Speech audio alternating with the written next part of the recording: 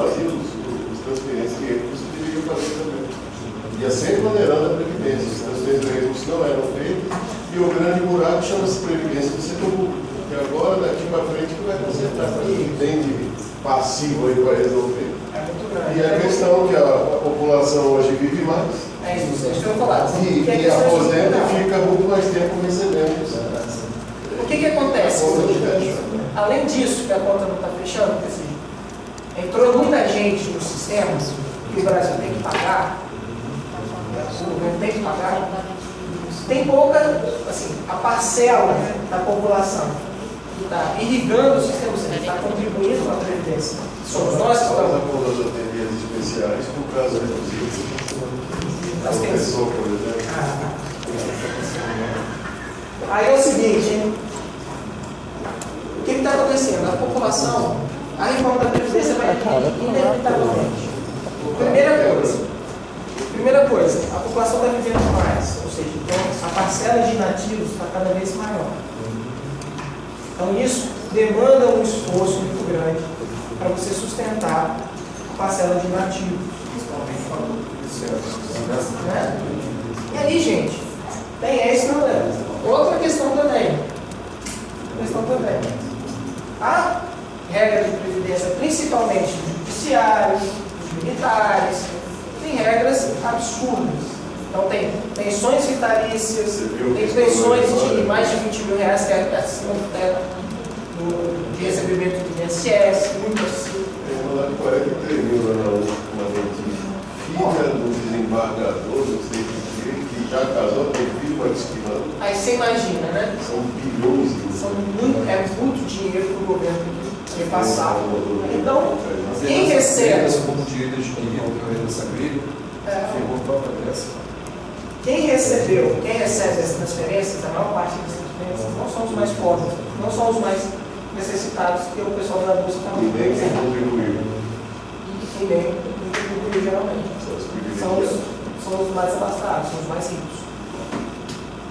Isso tem dados mesmo para comprovar. Desculpa, professor, não entendi essa explicação. Para contribuição? Não. Estou brincando. É o seguinte. Isso foi uma resposta. É porque eu sou bem educada que não precisa. A gente, às vezes, porque a mídia dá tanto a ênfase essa questão de Bolsa Família, a gente acaba tendo imaginário que isso é a maior parte das transferências do governo. Só que a maior parte das transferências do governo não vão para as famílias mais pobres, vão para as famílias mais ricas. O grande rombo mesmo são as famílias, são as transferências que são feitas para famílias mais ricas. Vamos certinho, mas Vai em forma de pensão e aposentadorias gigantescas. Mas essa também a pensão, ela é. A pensão é vitalícia. O seu avô foi lutador lá na FEB, lá no Guerreiro. A sua avó recebeu o que passou para sua mãe, que passou para você, na seleção. No espírito. Tem assim, se for para filha, então, se a filha não casar, ela continua recebendo o salário do cara. Então, gente, isso é um problema novo. Tem que ser resolvido muito antes. Para isso depois não piorar a situação. Outra forma de gasto do governo é o subsídio. Certo? Não é questão de gasto, é porque ele deixa de arrecadar, mas acaba sendo uma forma de gasto. Por exemplo, um subsídio famoso foi da Minha Casa Minha Vida. Quem pagava uma parte, né, do imóvel, pelo imóvel.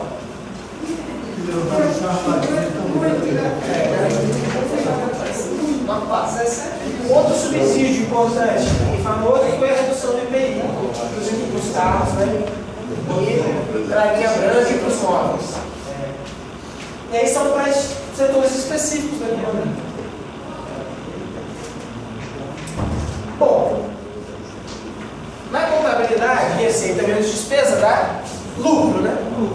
Nossa, faltou um pouco disso. No caso do governo, receita menos despesa vai me dar o que a gente chama de saldo. Se o o saldo é positivo, a gente chama de superávit. Se o saldo é negativo, déficit. Beleza. Tem dois tipos de saldo. O saldo nominal é receita total do governo menos despesa total do governo. Esse é o saldo nominal. Em geral, é negativo. Ou seja, o governo não consegue pagar tudo o que ele gasta com as receitas que ele tem. Negativo. E se é negativo, vai gerando dívida. Ele tem que se financiar de algum jeito. Os estados devem muito à União. Tem um problemão aí, que são dívidas que estão rodando aí em São Paulo, nem se fala. O resultado primário, isso tem meta, vem por um monte de reportagens sobre o resultado primário, tá certo? O resultado primário é receita total menos as despesas, excluindo a conta de juros que ele paga da dívida. Em geral, isso aqui é positivo, que é o que a gente chama da poupança que o governo faz para pagar os juros da dívida. Aí você deve se perguntar, qual o tamanho da dívida do governo, da dívida interna? Alguém faz ideia? A dívida interna. Mais ou menos 60% do PIB deve dar uns 1,8 trilhão. 1,55 trilhões de reais. Está 35%. Então, quer dizer, é uma dívida gigantesca que representa mais de 1/3 de tudo que é produzido no país. Certo? Eu já falei para vocês que tem situações piores. Por exemplo, a da Espanha. Que a dívida da Espanha é mais de 100% do PIB. É insustentável, né? Por isso que a Espanha está naquele caos. E aí, Você pagamento de dívida do governo, o governo era dono da Gerdau, da Açuminas, né? Aí o Gerdau foi lá e comprou a Açuminas. Um ano atrás. O posto do TPS era do Estado, do governo. Era o terminal do siderúrgico. Aí o que ela fez? A União vendeu. Deu o porto, mas aí com uma condição. Deu o porto para pagar as dívidas que tinha com a Minas, o Gerdau assumiu. E aí a Gerdau tinha que dividir o porto em 3. Aí foi Gerdau, Minas e a antiga CSD. são as negociações das dívidas, né? A dívida Mas a dívida você acaba se amarrando, né? Mas hoje em dia, a maior parte da dívida, ela é dívida interna. Ou seja, é uma dívida contraída em moeda nacional. Aí tem uma vantagem, né? Quando é moeda nacional, o governo consegue enrolar, rola a dívida. Então, gente, olha só. Esse resultado primário ele tem metas bem claras para garantir a solvência, ou seja, o pagamento dessa dívida no futuro. Então, o que acontece? Faltou dinheiro para pagar todos os juros, o governo emite mais dinheiro para pagar. Ou seja, pega emprestado. Andando, afrouxando a meta e maquiando os resultados. Maquiando o resultado, igual o problema. Isso pode criar impacto, tipo assim, o governo sabe que poderia, talvez um golpe de Estado, de mudar a Constituição, o cara ficar e jogar isso aí por terra? Cara, ela pode perdoar a dívida. dá o calote, só que isso é um retrocesso tão gigante. Não, essa semana não estava se falando aí a dívida de São Paulo, ser perdoado X%? Cara, é fogo. Cara, Isso é ruim, porque é o que a gente chama de premiar o mal pagador. A Vitória está querendo fazer isso. Está querendo fazer isso também, o refis, né? Refinanciamento da Não, dívida. tem que perdoar, né? $1 bilhão para ser. É fogo, assim, eu acho ruim porque é um estímulo. É um estímulo Não é inadimplência. à inadimplência. Porque, por exemplo, você vai para um banco renegociar sua dívida, os caras tiram até sua cueca, cara. Multa de trânsito também está no pacote aí. Os caras não foi para a televisão, pô, então quem pagou foi o otário. Então, gente, olha só, as dívidas públicas, elas podem ser divididas em duas, né? Dívida interna, ou seja, aquelas que são contraídas em reais, e a dívida externa, em moeda estrangeira, geralmente dólar. A dívida externa, ela já foi totalmente paga, com a FMI, com o Banco Mundial. Foi paga no início da década. E a soma das duas a gente chama de dívida bruta. Certo? Tem um outro conceito que a gente chama de dívida líquida.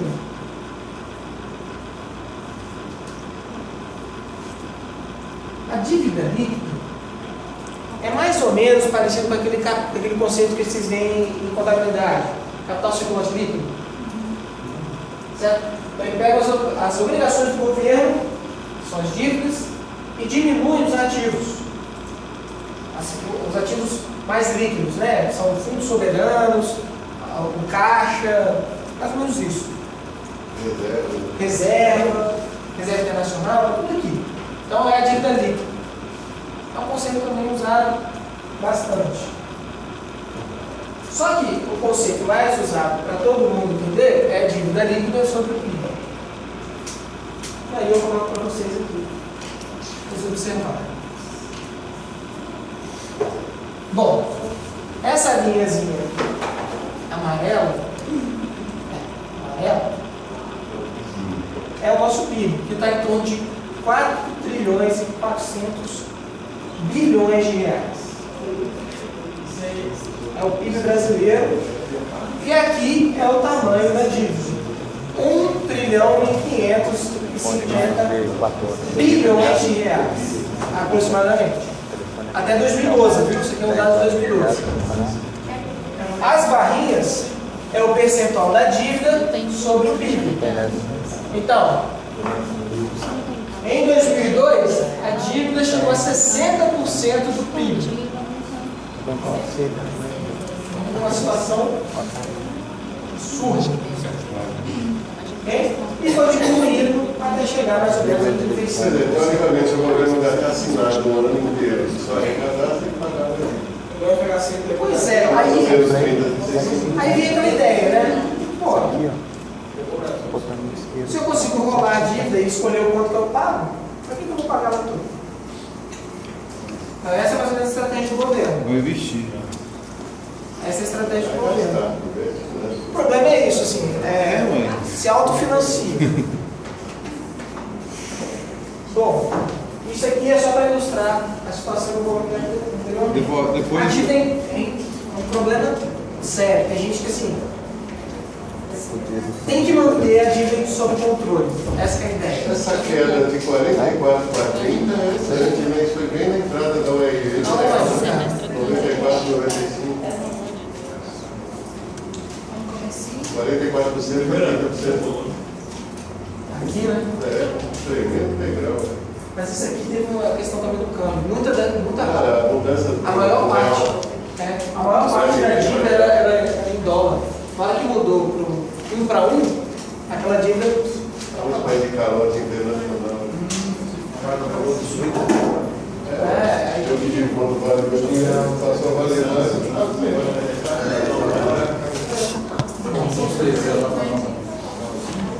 Bom, gente, falei isso tudo, falei da dívida, né? Falei da questão. Falei da questão de como que o governo gasta, né? Como que ele arrecada. Agora, quais são os impactos? Se o governo ele faz uma política que visa, que objetiva a afetar o nível de atividade, ele pode ser classificado por duas categorias. A primeira, que é uma política fiscal restritiva. O que é uma política fiscal restritiva? É aquela que diminui o nível de atividade. Tem dois tipos. Você pode diminuir o gasto do governo ou aumentar a tributação, né? São os dois canais da nossa política fiscal. Em geral, eles aumentam, né? A arrecadação. E aí, olha só, vamos olhar aqui a nossa. Isso aqui, esse Y aqui é o PIB, viu? Isso aqui é o PIB. Se o governo diminui o gasto, o G diminui. Esse G é assim aqui. então o meu PIB cai. Porque isso aí ó, é O jeito é o gasto do governo. Isso aí é custeio, mais investimento, mais governo, gasto. Gasto do governo, né? Se o governo aumenta a tributação, o que vai cair? O consumo. Caindo o consumo, o PIB cai. Só que você pode fazer de outro jeito, né? Que a gente chama de política fiscal expansionista. Reduzir os impostos ou ampliar os gastos. Se você aumenta o valor de G, o PIB aumenta. Se você reduz o imposto, as pessoas consomem mais, o PIB aumenta. Beleza? Expansionista, aí restritiva ou contracionista. Beleza, aqui já dá para. Isso aqui ficou claro?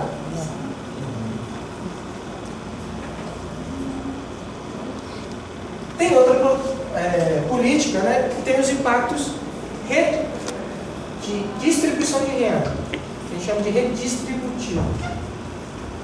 E aí, qual é o principal canal dessa política de renda? É a forma que você tributa. É através da tributação. E aí, o que acontece? Você tem a tributação progressiva e a regressiva. A progressiva, a tributação, ou seja, o governo vai arrecadar de quem tem mais dinheiro. Ou seja, predominam os impostos diretos.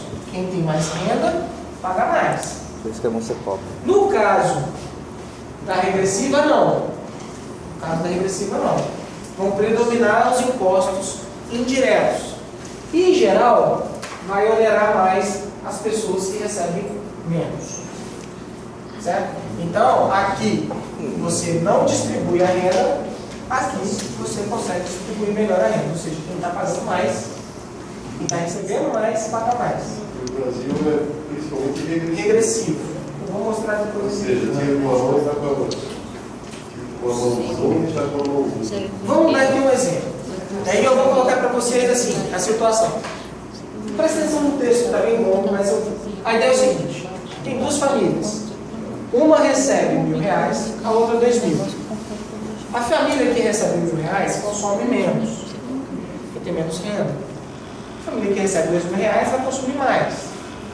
Ok?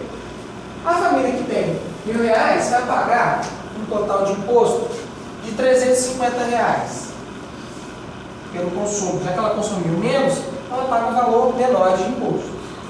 Já a outra, R$500, que recebe R$2.000. Vamos imaginar também o seguinte: o ponto de corte do imposto de renda é R$1.200, certo? E a alíquota, 15%. Ou seja, nessa diferença aí de 1.200 para a renda da família, incide no imposto de renda. Ok? Então, ponto de corte é a renda limite. Então, ou seja, abaixo